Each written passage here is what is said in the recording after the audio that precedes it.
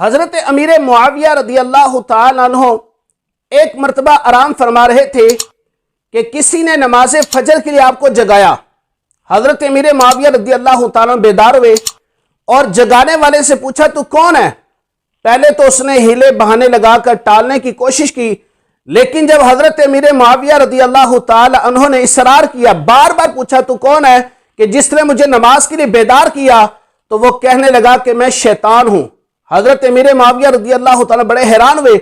आपने फरमाया कि शैतान का काम तो बंदे को सुलाकर उसकी नमाज को कज़ा करवाना है और तू मुझे नमाज के लिए उठा रहा है।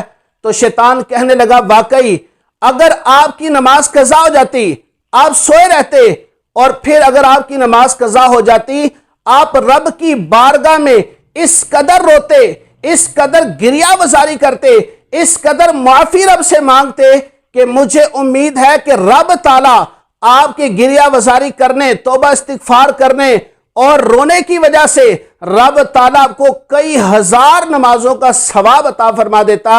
इसलिए मैं तो इंसान का दुश्मन हूं और मैं नहीं चाहता कि आपको कई नमाजों का सवाब मिले।